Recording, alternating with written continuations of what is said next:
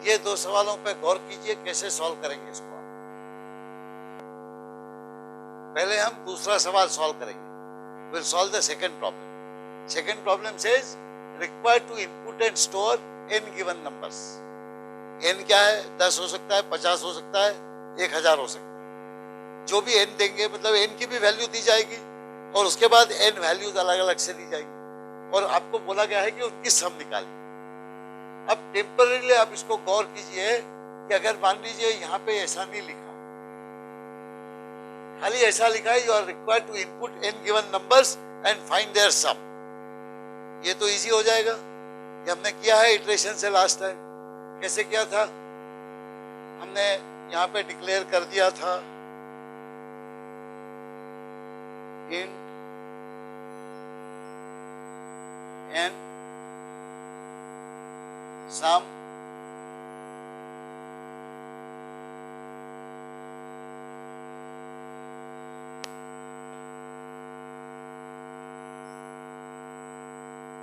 Number i। देखिए मैं programme लिख रहा हूं।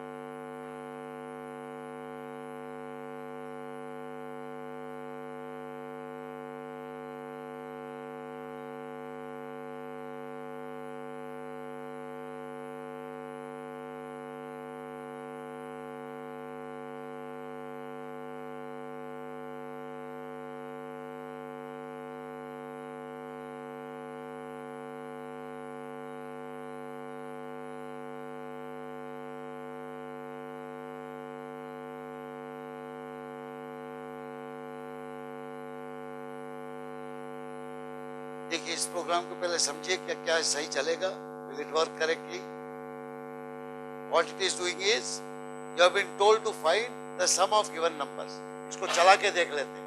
इनपुट एक सोच लें हम लोग, n की वैल्यू मान लीजिए दी है 4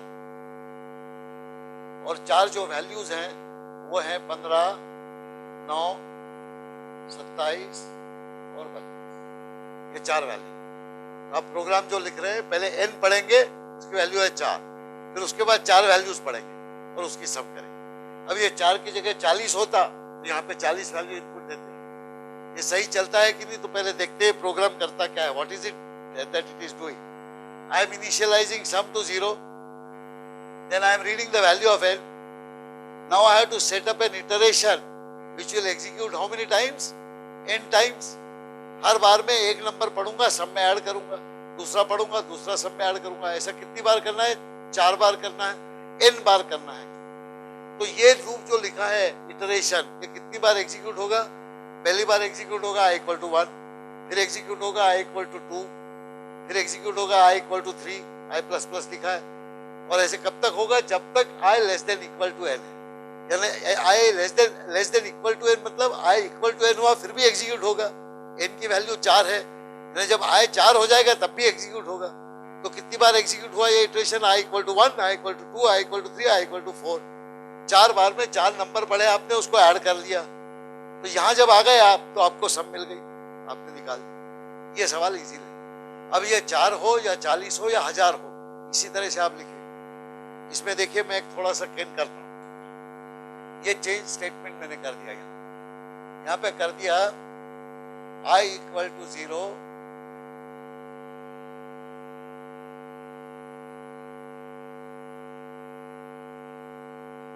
क्या ये चलेगा, सही चलेगा, गलत चलेगा? It is not I of zero value. See, I am reading a number in a location. It is not connected with I. Number, I have defined number. So there is a location here, this number. So execute this program and see what happens. I have here sum. I have here number. I have here I. I have three locations. First I read n. What will be n? n4 हो गया. Then I come here. This will make I equal to what? 0. I has become 0. When I execute this statement, what am I saying? See in number.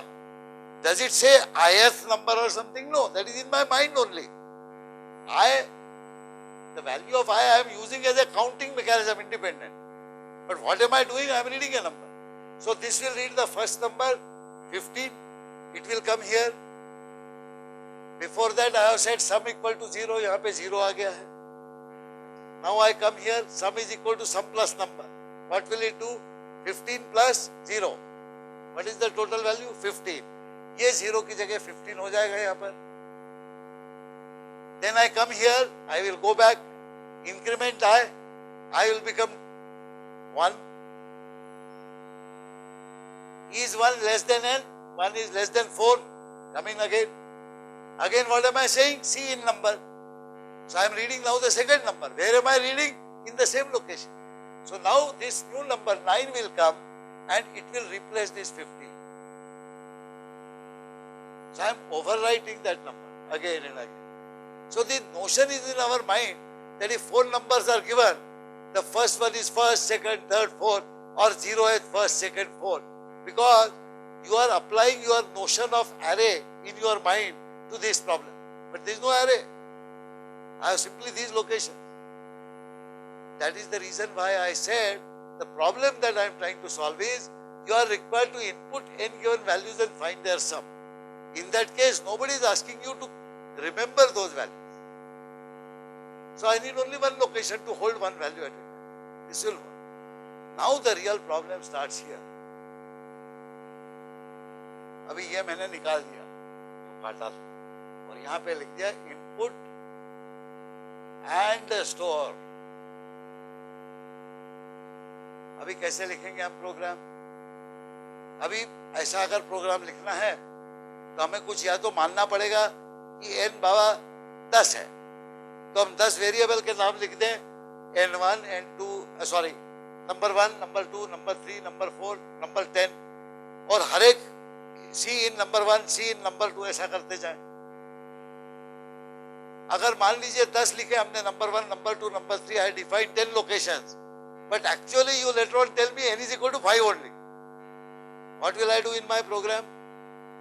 How will I say in my program that if n is greater than 5 then execute other input statements, otherwise execute only these?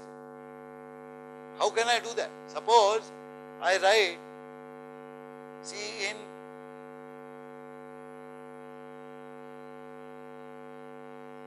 number 1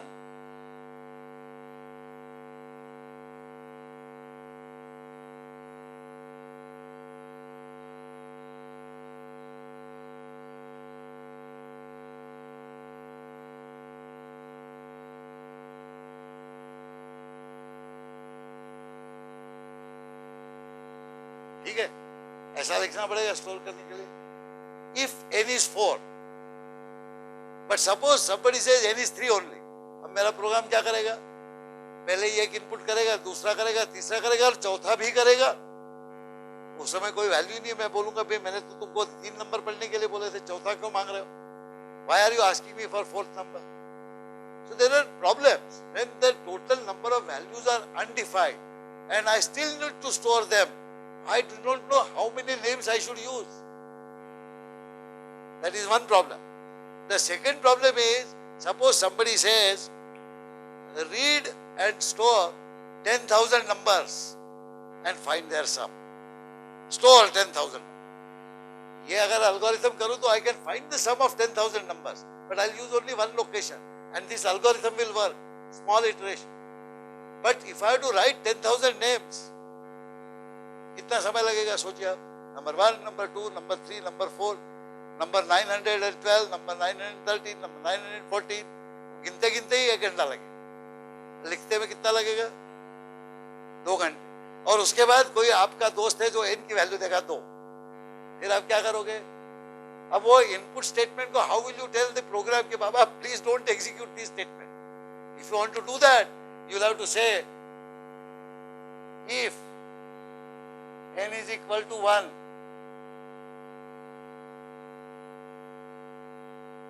then this,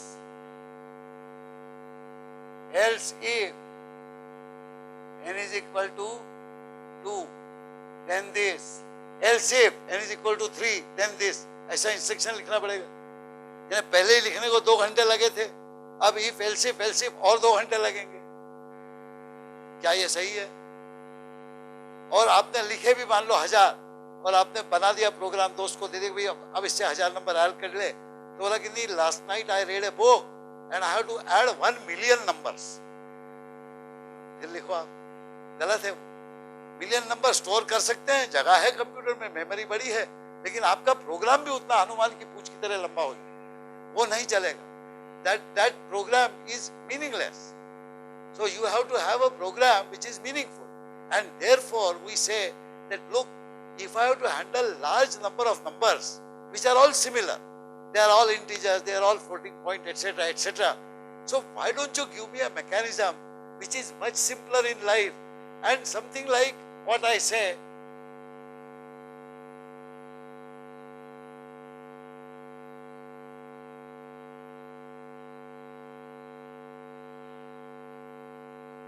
mathematics में तो ऐसे ही लिखेंगे ना, 1000 number add करने हो, million भी add करने हो तो ऐसा लिखेंगे, और जितने भी नंबर हो NI डिनोट कर देता है. अभी what we want is a facility like this. This facility does not exist normally as per this declaration and all.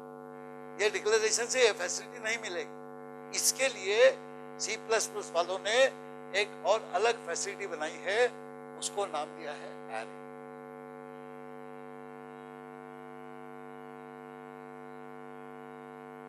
Array in C++ is one name which can have many locations.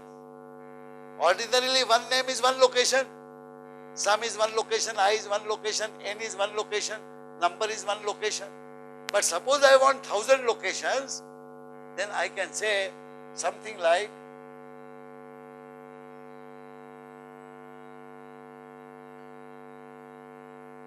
this is a new notation. This is not same as n. Int n, you one location. But int n 1000 will actually allocate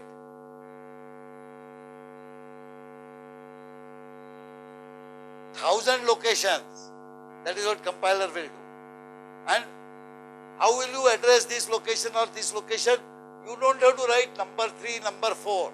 But you can write n in square bracket I. Depending upon the value of I, this will mean either this location or this location or this location. I की जो भी value होगी वो देख के compiler बोलेगा कि आप इस 1000 में से कौन से लोकेशन में जाना चाहते हैं. बिल्कुल उसी तरह हुआ जैसे यहाँ पे होते हैं ना. बस इसमें फर्क इतना है कि आपके जो लोकेशंस आप मैथमेटिक्स में लिखते हैं, you value vary I from 1 to n. Here the index, as it is called, this is called index, this is called the name of the array. So this is name of array, and this is size of array. यानी array का नाम हुआ, इसमें एक आंकड़ा लिखेंगे आप, variable नहीं लिख सकते, यहाँ पे आंकड़ा लिखना पड़ेगा. 1000, 500, 50, 2, 4, 10, 40. वो आंकड़ा हुआ साइज. वो कंपाइलर को बताता है कि भैया इतने लोकेशन रिजर्व कर लो मेरे, और ये लोकेशन एक के बाद एक के बाद एक के बाद. अब इसमें जो इंडेक्स होता है, ये सबसे पहले वाला इंडेक्स होता है 0, और लास्ट वाला इंडेक्स होगा 99। यानी एरे जो रहती है C++ में, उसका इंडेक्स जो है वो अगर साइज 1000 हुआ तो इंडेक्स 1 से 1000 तक नहीं होगा, 0 से 999 तक। That is the property of C++ array. But once you do that, you have now entirely a possibility, because any reference is made by ni. Suppose anywhere you write ni, okay. Suppose somewhere you say x is equal to 5 multiplied by ni.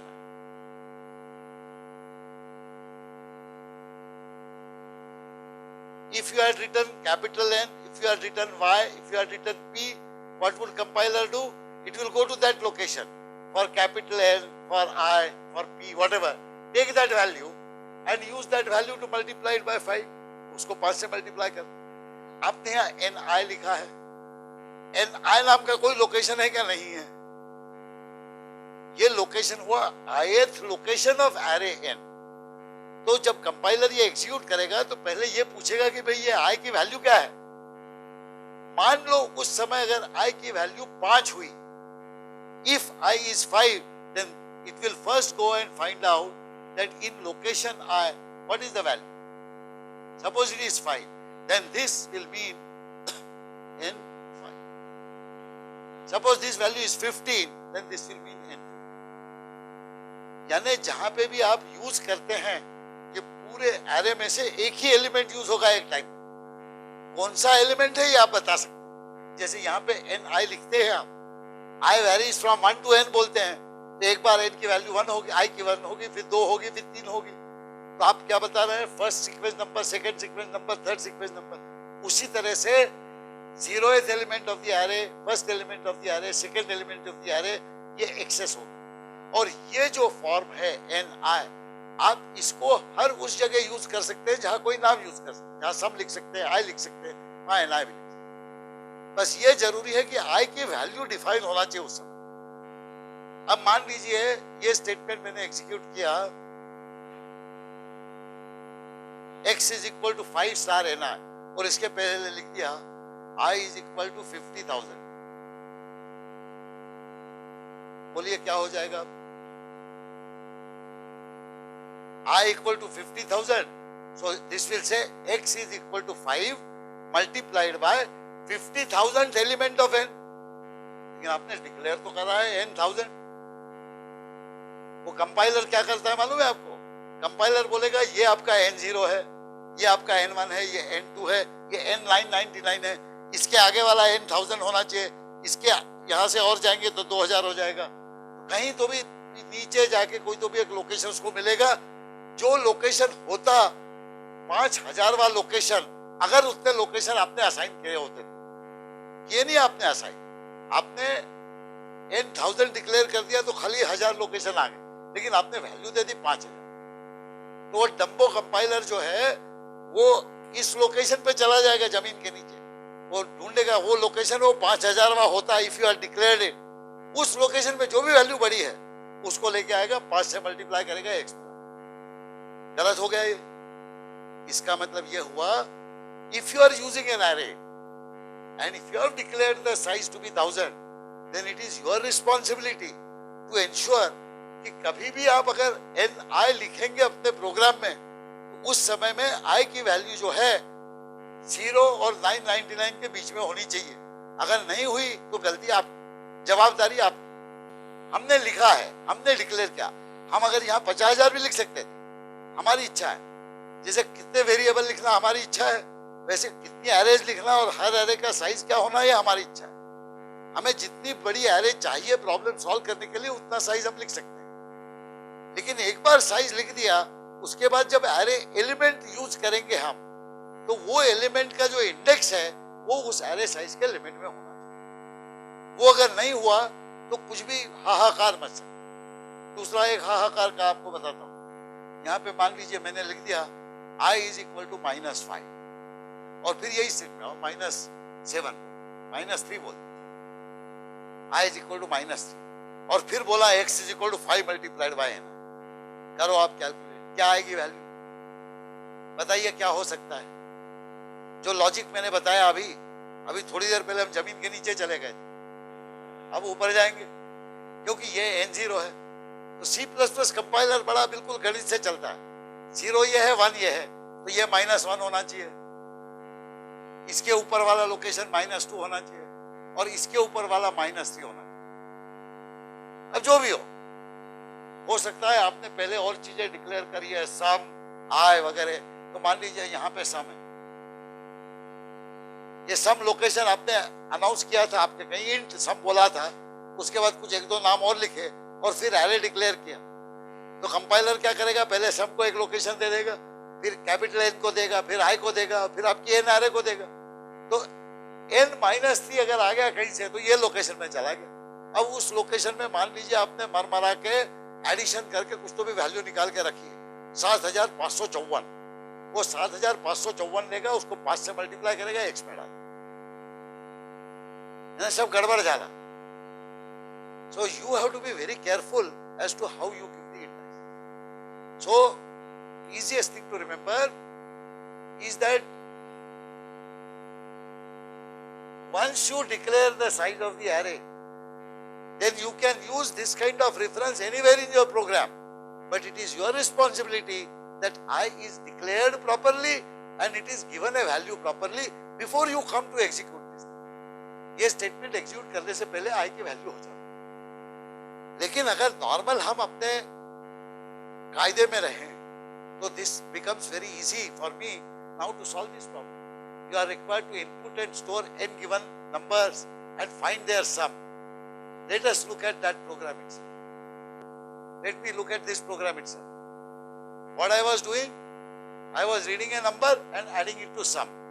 Now I am required to store that number. So suppose instead of number, I say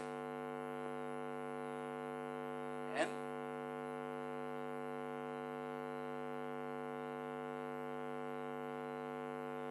please don't confuse between this capital N and this small n. They are two different things. In fact, let me write another array name. Say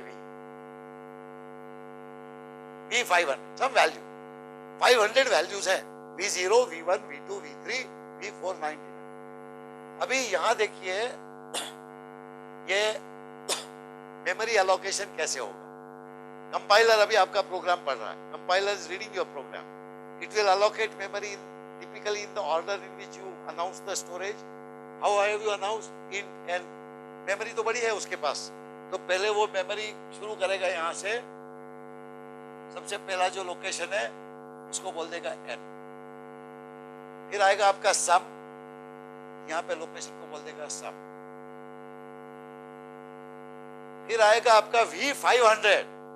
तो compiler क्या समझा कि आपको 500 location चाहिए एक ही नाम पे, तो वो यहां से शुरू करेगा. ये वाला होगा V0, ये वाला होगा V1, ऐसे चलते जाएंगे और आखिरी लोकेशन जो होगा क्या होगा, V499. ये पूरे एक लाइन में 500 लोकेशन एक के बाद एक वो जमा कर देगा, असाइन कर देगा. एक और आदमी बचा यहाँ पे आए, ये यहाँ पे आया. ठीक है. तो देखिए एक ही नाम डिक्लेयर करने से, साइज बोल देने से आपको उतने लोकेशन मिल गए. और लोकेशन में अलग अलग नाम देने की जरूरत नहीं है, एक ही नाम से हर लोकेशन जाना जाएगा. खाली उस लोकेशन के लिए इंडेक्स आपको लिखना पड़ेगा. जो इंडेक्स लिख दिया वो लोकेशन हो गया. अब ऐसा अगर है तो मैं प्रोग्राम में क्या चेंज करूं. पहले तो मैंने गिव वैल्यू ऑफ n पढ़ा तो n पढ़ लिया. मान लीजिए यही वैल्यू थी 4, यहाँ पे 4, चलिए यहाँ पे 4 आ जाए. सम इज इक्वल टू 0 बोला है, यहाँ पे सम 0 हो गया. अब उसके बाद यही इटरेशन में करता हूं. 0 to n - 1, n बार होगा इटरेशन, n वैल्यूज बढ़ी जाएंगी इसमें. खाली इसमें जो मैं नंबर पढ़ रहा था इसकी जगह अब मैं बोलता हूं कि भैया ith एलिमेंट ऑफ v पढ़ लो. You read ith element of v. Notice that now this is a valid reference. Why? Because I am defining I. Now, instead of adding this number to sum, I will say जो भी आपने पढ़ा उसको add कर. Now let us see, let us execute this program. What will happen? Execute करें इस programme को. n equal to 4 पढ़ लिया, sum is equal to 0 कर दिया. फिर उसके बाद for I equal to 0 हुआ तो क्या हो जाएगा? यहाँ पे 0 वैल्यू आ गई. अब यहाँ पे आए हम लोग C in VI. क्या मतलब समझे? कोई नंबर पढ़ो, कहाँ रखना है? VI में रखना. VI तो कोई जगह नहीं होती. I की वैल्यू क्या है? 0 है. इसका मतलब V0 में रखो. कहाँ रखो? यहाँ रखो. यहाँ पे क्या आएगा? जो पहला नंबर आप पढ़ोगे वो क्या नंबर पढ़ा उधर से? 15. यहाँ 15 पढ़े. ठीक है. इसके बाद लिखा sum is equal to sum plus V I. Sum क्या है? 0 है. क्या ऐड करना है? We I. वी आई तो ऐड नहीं कर सकता. आई की वैल्यू क्या हुई? 0. यानी V0 ऐड करो, यानी ये 15 ऐड करो. तो 15 ऐड करके फिर से सब में डालो. ये क्या हो जाएगा? अब 15 हो जाएगा. लेकिन V0 में 15 वैल्यू रही वैसे के वैसे. अब आप यहाँ आ गए. यहाँ आने के बाद वापिस जाएंगे. I प्लस प्लस हो जाएगा. I की वैल्यू क्या हो गई? अब 1 हो गई. 1 n से कम है. फिर से आप चलोगे. यहाँ पे फिर बोलोगे C in VI.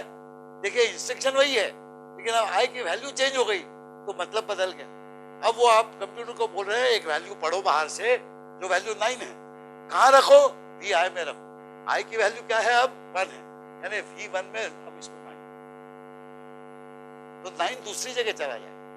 पहले हम नंबर में पढ़ते थे, वो ओवरराइट करता था, अब दूसरी जगह चला. यहाँ जाने के बाद में फिर से यही स्टेटमेंट एग्जीक्यूट होगा. Sum is equal to sum plus V I. Again I is 1, so this time it will add V1 to sum. V1 की वैल्यू है 9, सम की वैल्यू है 15. कितना हो जाएगा यहाँ? 24. Again you will go back. I plus plus. I की value हो गई 2.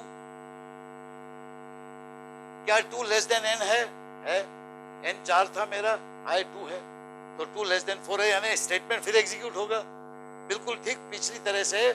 This time again it will read a value now in V2 because I is now 2. See, by changing the value of I iteratively, I am actually making the computer use different locations. अभी ये V2 में read होगी. क्या value read हो जाएगी V2 में? 27 हो जाएगी. फिर V2 और सम ऐड होगा. 27 और 24 कितने हुए भैया? 51 हो गए. यहाँ पे I3 हो जाएगा. Is 3 less than 4? Yes, it is less than 4. I will again execute this. This time I will read the last value 32. It will come where? V3. V3 में क्या वैल्यू रीड हो जाएगी? 32 रीड हो गई. अब ये 32 51 से ऐड होगी. So what will be the value now? 83. 83 सम हो गया. फिर यहाँ इस कर्ली ब्रैकेट में आ गया तो वापस गया. I plus plus. I की वैल्यू क्या हो गई अब? 4. Is 4 less than n? No. N is 4 and I is also 4. Is 4 less than 4? No. So I will not execute this. I will come out. क्योंकि मैंने 4 नंबर पढ़ने थे, पढ़ लिए. इटरेशन 4 बार एग्जीक्यूट हुआ. पहली बार हमने जो प्रोग्राम लिखा था उसमें लिखा था I equal to 1, I less than equal to n. वो भी 4 बार एग्जीक्यूट हुआ. यहाँ लिखा I equal to 0, I less than n. ये भी 4 बार एग्जीक्यूट हुआ. लेकिन इसका फायदा ये है कि इस बार ये I 0 से शुरू होता है, इसलिए मैं डायरेक्ट उसको इंडेक्स करके यूज कर सकता हूँ. I because in C++ the index is 0 1 2 3 4. It is not 1 2 3 4. Numbers like that. Then I will be equal to 1 2 3 4 5 or 1 2 3 4.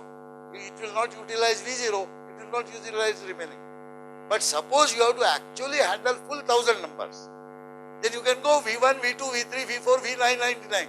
V1000 में क्या हो जाएगा? No, it will read a value in V1000.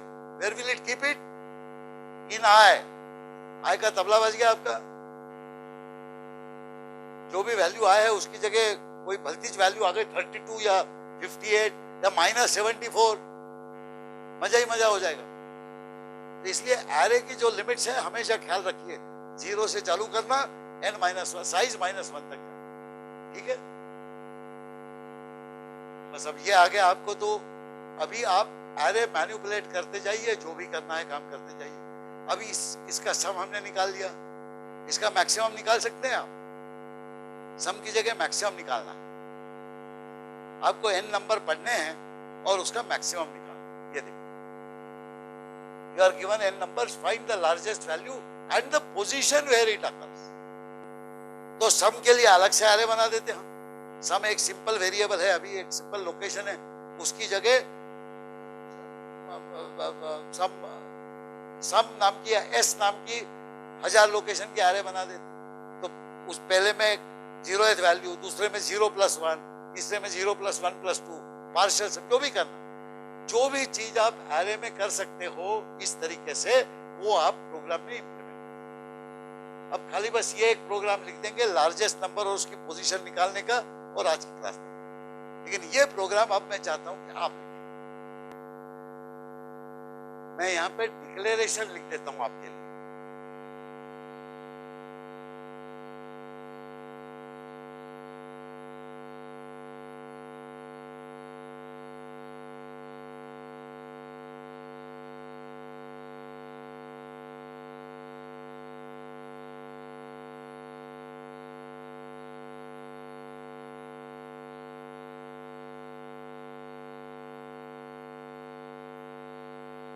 Declaration लिखा है मैंने, n लिखा है क्योंकि n नंबर्स दिए जाएंगे आपको।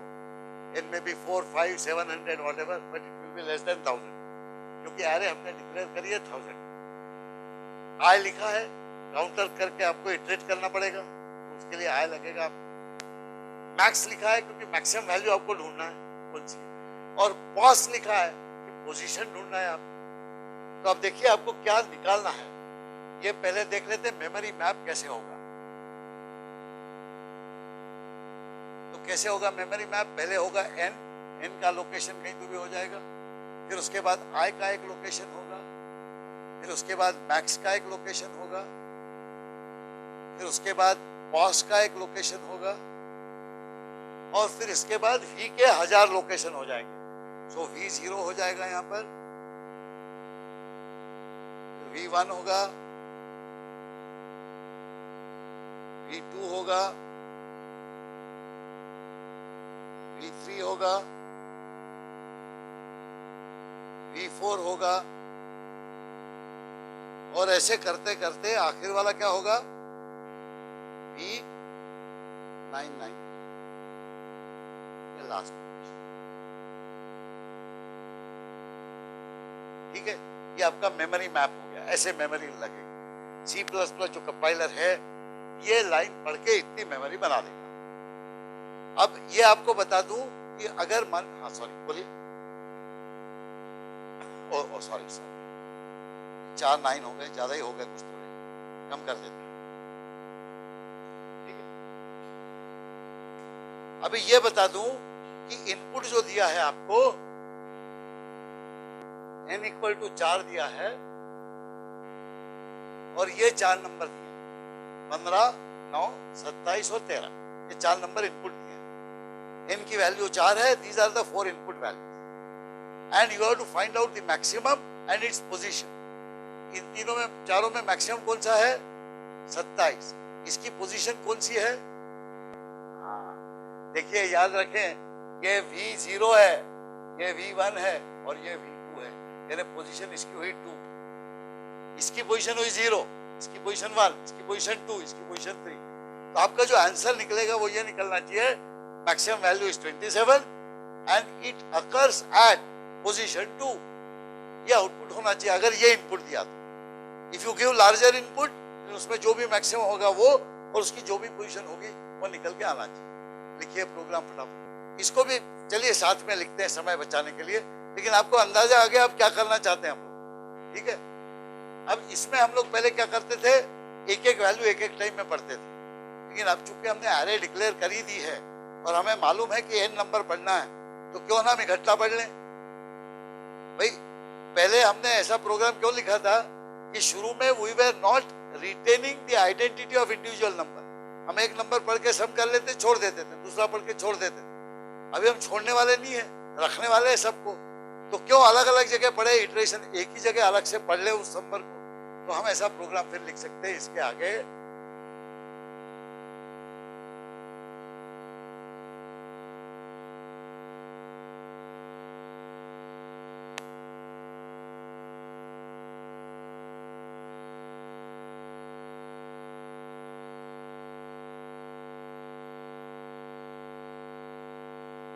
ये n की वैल्यू पढ़ ली, इसके बाद हम लिखेंगे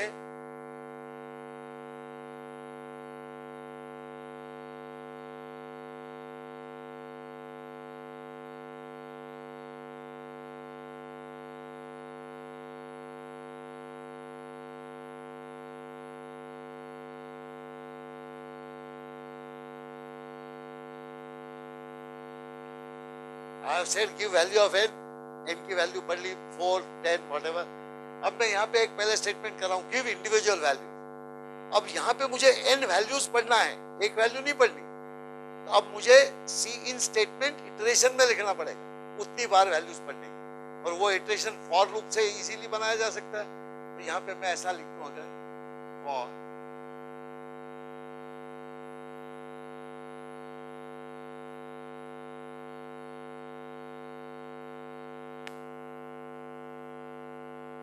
अब इसके अंदर जो भी लिखूंगा वो n बार एग्जीक्यूट होगा। पहले n i इक्वल टू 0, फिर 1 2 3 4। यहाँ पे अगर मैं ऐसा लिख दूं cin less less greater greater,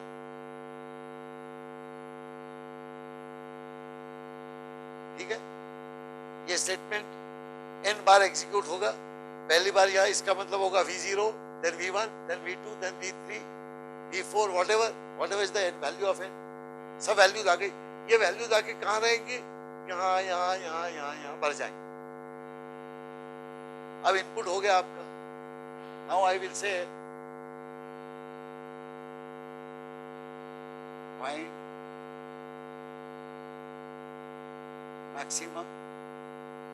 हम मैक्सिमम कैसे निकालते हैं? स्टैंडर्ड है, शुरू में बोल देते हैं हम लोग max is equal to v0। ऐसा मान के चलते हैं कि पहली जो वैल्यू है वही मैक्सिमम है, अगर नहीं होगी तो बदल देंगे। अगर मैक्सिमम v0 है तो इस मैक्सिमम की पोजीशन क्या हुई भैया? 0। If I am assuming first zeroth element is maximum, then its position is 0। ये हमारा स्टार्टिंग पॉइंट हो गया। अब हमें इस मैक्स को हर वैल्यू के साथ कंपेयर करना है, v1 के साथ, v2 के साथ, v3 के साथ। मान लीजिए v3 जो है इस मैक्स से बड़ा हो गया तो हम वो मैक्स को बदल देंगे और उस समय पोजीशन को भी बदल देंगे। तो इसलिए यहाँ पे अगर हमने एक और इटरेशन ऐसे बना दिया और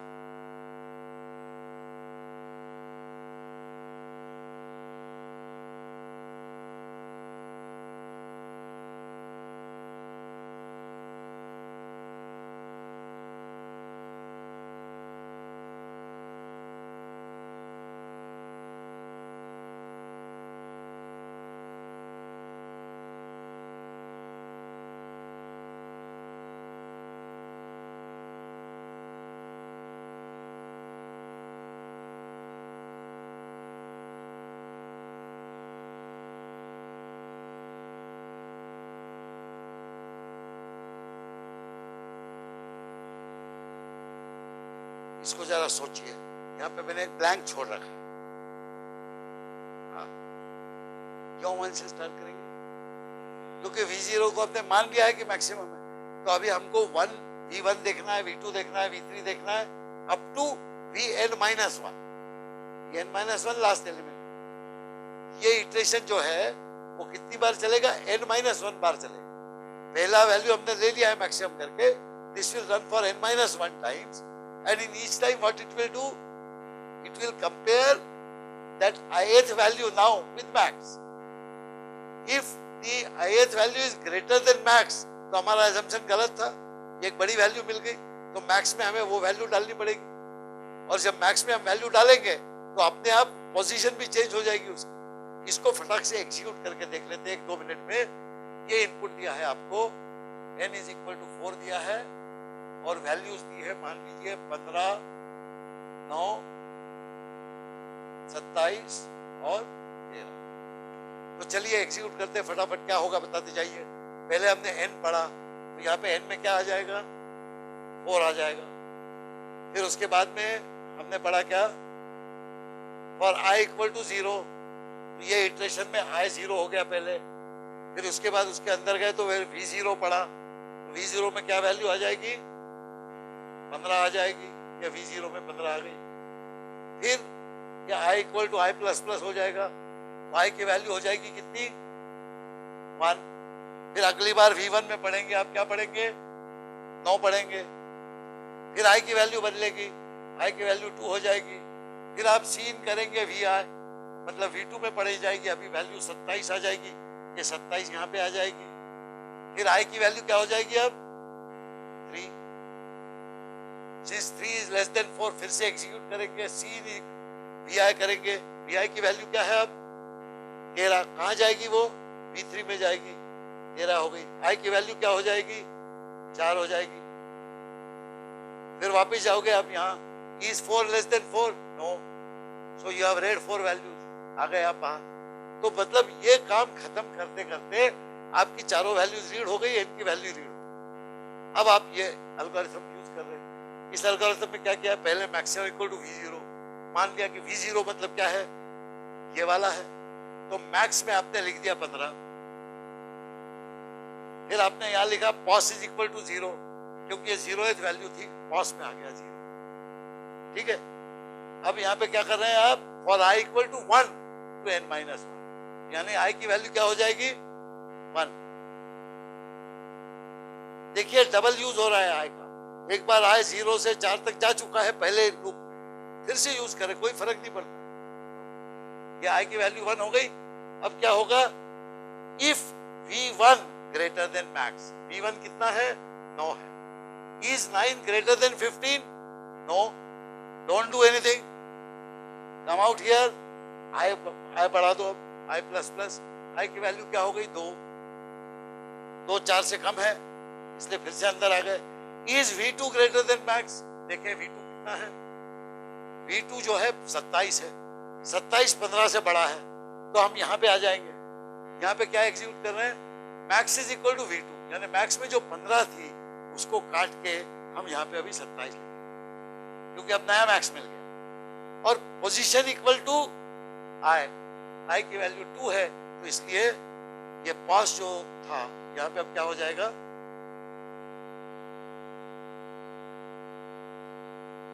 तो देखिए max and its position you are keeping track by putting them in separate location. ये एरेज में वैल्यू वही की वही है, मैक्सिमम बदल गया। चलिए वापस आ गए, i इज इक्वल टू क्या हो जाएगा, 3। Now you come down, is v3 greater than max, v3 क्या है भैया, 13 है, क्या 13 ग्रेटर देन मैक्स है, नहीं है, तो कुछ नहीं करेंगे, आप बाहर आ जाएंगे। यानी यहां आने के बाद में जो भी वैल्यू मैक्स की है वो मैक्सिमम है, और जो भी वैल्यू पोजीशन में है वो उसका इंडेक्स है। पोजीशन 2 बताएगा, सही है, क्योंकि 27 2 में था। ये देखिए आप, इसीलिए इस इटरेशन के अंदर जो इफ स्टेटमेंट है, ये अगर कंडीशन सही हुई तो आप दो चीजें चेंज कर रहे हैं, आप एक मैक्स चेंज कर रहे हैं और जो करंट पोजीशन है उसको उस पोजीशन में डाल रहे हैं। अगर ये स्टेटमेंट आपने एग्जीक्यूट नहीं किया तो आपका पॉज 0 ही बना रहेगा, मैक्सिमम वैल्यू सही आ जाएगी, ये पॉज नहीं बदलेगा, वो गड़बड़ हो जाएगा। तो पोजीशन और मतलब इंडेक्स और वैल्यू दोनों आप प्रिजर्व कर रहे हैं, you are preserving both of these in two separate location. हाँ, एक ही लूप में हो सकता है, वो उन्होंने कहा कि 2 लूप की क्या जरूरत है, जैसे पहले यहाँ लिखा था, एक ही लूप में पढ़ो भी और काम भी कर लो।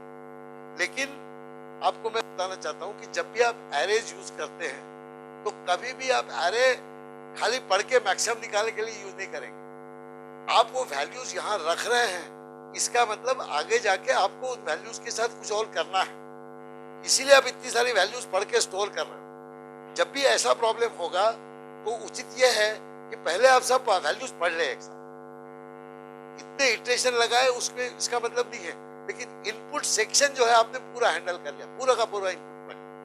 So I explain why what he is saying is I can do it in a single iteration. Why am I putting 2 iterations? The answer is that ordinarily, if I want to save space and I am using the same location and again, then a single iteration makes sense. But since I have been asked to store the values and find out the position and maximum, and we shall see that tomorrow night when we attend the next lecture, where we will try to learn sorting of arrays, then you will find that it is important that I read all the elements of array in one shot. तो इसके लिए जब भी array use करें, तो जो भी input पढ़ना है, एक अलग iteration में इस तरह से पढ़ लें उस पूरा input. फिर उस input के साथ जो भी आपको करना है. So that is a better practice. You have followed how this is done? Now, please note down this, because tomorrow we will be building on this. अभी हमने maximum निकाला है. कल को हम क्या करेंगे? वो maximum को exchange कर लेंगे. 27 अभी यहाँ है, इसको ऊपर ले जाएंगे और 15 को नीचे ले आएंगे. यानी मैक्सिमम एलिमेंट ऊपर आ गया. अब उसके बाद यही प्रोसीजर हम रिपीट करें सेकंड, थर्ड, फोर्थ में, फिर से बड़ा ढूंढे उसमें और फिर से उसको एक्सचेंज करें, तो सेकंड नंबर सबसे दूसरा नंबर का बड़ा हो जाएगा, फिर तीसरे नंबर का बड़ा हो जाएगा. ऐसे 1000 लोग होंगे. We can arrange all 1000 numbers in sorted order. We will discuss this next time. But try to read. There is an algorithm that I have given for sorting. So read that from the web page and come prepared. So tomorrow we meet again at 9 o'clock here.